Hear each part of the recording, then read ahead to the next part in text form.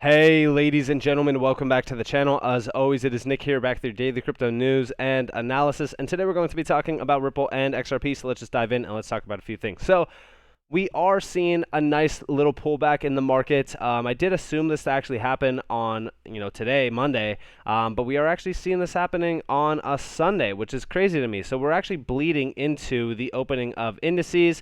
We're going to see exactly what happens. I know that Wednesday we are seeing a report coming from the Fed about inflation numbers, so definitely be aware of Wednesday. Also, we have a few other things happening this month in regards to like FOMC meetings, GDP reports, so definitely be cautious if you are trying to trade or even buy crypto right now.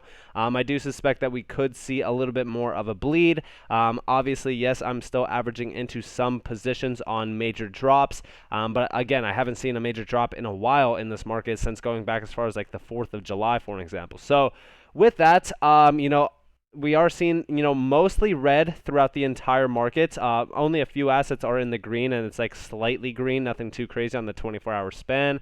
On the 7-day span, a lot of these assets that were up double digits are, coming down a little bit. Q&T is actually having a sell-off. I did warn you guys a little bit about Q&T actually having a sell-off, and we are basically seeing that happen right now. But yeah, I mean, today we're actually going to be addressing and talking about crypto in regards to like the overall market cap and where we are basically headed in regards to that market cap for next cycle, and where we possibly can top out on as well for the next cycle, in general. So let's dive in and let's look at a few things. So first off, I'm going to pinpoint this article from Ripple. It says research shows, that 56% of people are more likely to purchase from a retailer that offers payment via crypto. Now, in this, overall, blog, this goes back to June 7th. This was that partnership with Lunu. I've actually talked to you guys slightly about this, and in regards to like the liquidity hub, like this is, Ripple is well equipped to bring crypto solutions to the high-end, retail sector through the liquidity hub.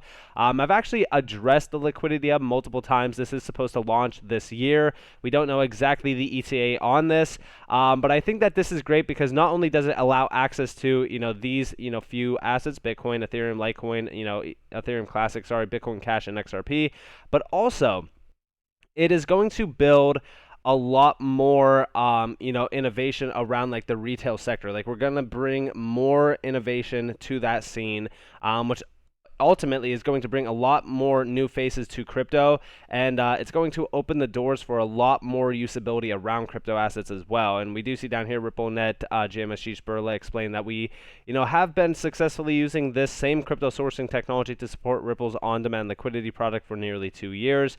Now, of course, again, with on-demand liquidity, it is sourcing XRP, but in this sense, like Liquidity Hub is not just going to be sourcing XRP, it's going to be sourcing these pairs and XRP, which I do love to see. Now, I've made assumptions that the Liquidity Hub could possibly be a way to work around, regulations at the current moment in time to still source XRP as a liquidity solution. It is possible, but, to me, I think that this is more so kind of set on, streamlining adoption of crypto assets, which I think is great when you actually look at like, luxury like retailers, for an example, and really kind of bringing, crypto to the retail sector. Now, down here, they're talking about this, new report that 56% of individuals surveyed globally are more likely to purchase from a retailer that offers payment with crypto, which is, again, to me, like I think that is a big lacking area right now. I think that crypto should be accepted everywhere. I should be able to go out to eat and pay with crypto, and have that choice. And I think that is where we are basically headed. I think it's going to take a little bit of time, but down here we also do see like our partnership with Ripple has the potential to greatly impact retailer customer service offerings by offering or expanding the variety of payment methods and by portraying retailers' brands as more innovative and progressive. And then we do see down here as well, crypto liquidity is a common thread that underpins all of Ripple's products, from payments to lending and credit. Our ambition is to build a suite of enterprise-oriented crypto products that for our benefit of our clients and their customers. And this is going to, I think that this would be the pinpoint where we are basically like, all right, well, this is going to be the start of mass adoption around crypto technology. And I think that innovations like this is what's going to actually help, streamline that area as well. And we do see this is why we are so excited by this fantastic new use case for the Liquidity Hub, which will enable Lunu's luxury retail clients to accept crypto payments at the point of sale. And yeah, I think that when we really kind of look at the retailer sector, I think that we've started to see a lot of brands jumping in, like for an example, Nike, Adidas. There's a whole bunch of other brands as well, like even Lowe's, for an example. It's crazy. It truly is crazy, but it really kind of shows you where we are headed. And talking about that, I did share with you guys this on Twitter where I was talking to you guys about, crypto adoption. So this is actually a PDF from Ripple, and I said like this PDF from Ripple is gold, 1 billion crypto users by 2023. This is how fast crypto will move going forward. We were at 5 million users in just 2016 alone. We just recently hit 300 million in 2021. It's safe to assume this space is going to massive, or is going to be massive going forward. I made a little bit of a typo, but yeah, I posted this on the 7th, and this is the evolution of crypto asset markets. For an example, it grew more than $1 trillion in market value with 300 million owners just in 1 year alone. Although institutional adoption has increased recently, the vast majority of these owners are retail customers. The number of crypto owners has nearly doubled every year over the last 6 months. This growth rate may slow for many reasons, such as stricter regulation, the identification of protocol vulnerabilities, a cybersecurity incident at a major crypto exchange, or a steep decline in crypto asset value, amongst other potential reasons. But if this growth rate continues at historical rates, the market is currently poised to reach 1 billion global owners, by the end of 2023. And honestly, like when we look at this, I actually think that when you go back to like even 2016 to like even now, it's been truly something remarkable in the span of like roughly 5 years, because this is 5 years going to 2021, for an example. I could honestly see by like 2023 us being at 1 billion users. And not only that, but like think about the market cap, right? And the funny thing is that like I actually have the market cap over here. So this is just kind of comparing and contrasting what we've recently seen in the past. Now, obviously, if we go off of like the bear market lows back here, because March of 2020 did not come down enough to actually come like down all the way to this low. We slightly missed it, by a little bit, and we actually kind of overstretched slightly on the 300 weekly moving average. But here we have the 2017-2018 low going off, or the high, going off of the low as well for like the bear market low. Now you guys do see where we outreached above. We outreached a little bit above the 1618 at about like roughly $3 trillion. Just to kind of look at this. So first off, if we go off of the low from the bear market, we could kind of look at that slightly if you want to, just to kind of have a little bit more accurate depiction. But this would be us coming up to like the $26 trillion mark for the overall total market cap. Now, I do have like, and this is going off like this percentage. So if we actually look at that percentage, it would be about a 3,150. I don't know if I'm going to be able to get it exact, but it's like around like $20 trillion. If we did outreach the exact percentage here, is diminished returns going to affect this? It might. Like we could actually just come up to like about like 12, almost $13 trillion, which is still insane to say the least.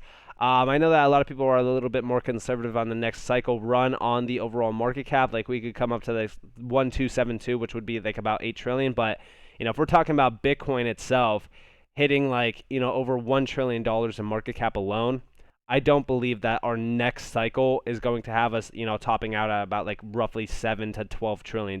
I think that we go much higher than that. But let's see exactly what happens.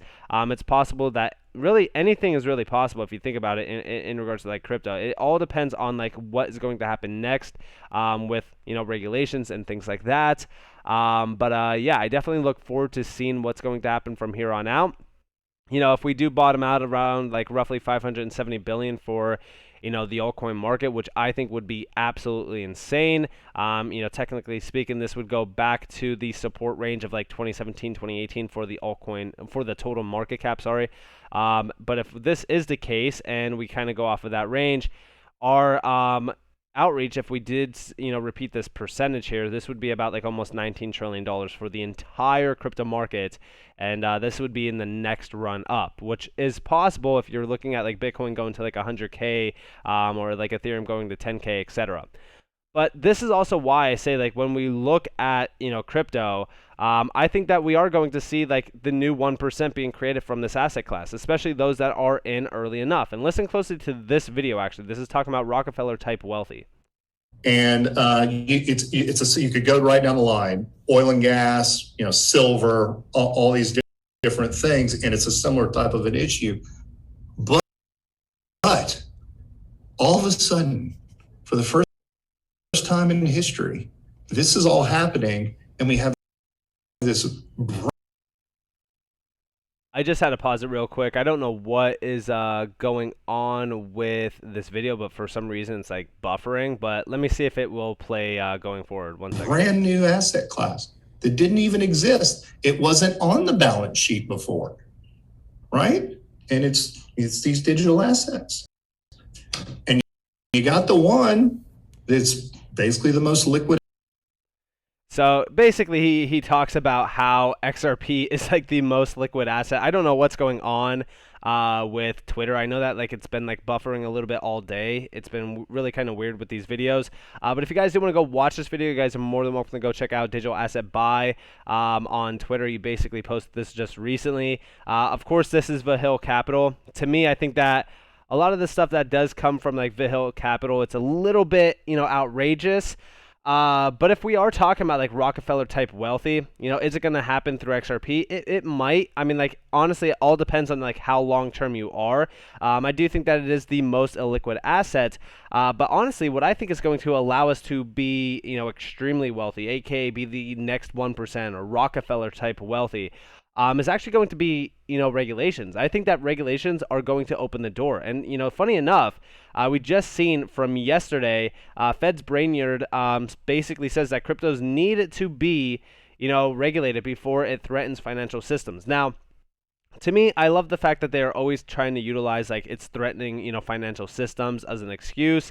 To me personally, like when we really kind of look at this, I think that we look at the crypto markets as a way of opportunity instead of it being like a risk. Like for an example, we just hear the crypto financial system turns out to be susceptible to risk. There are two, familiar with, from traditional finance, and we do see the lack of regulation guidelines.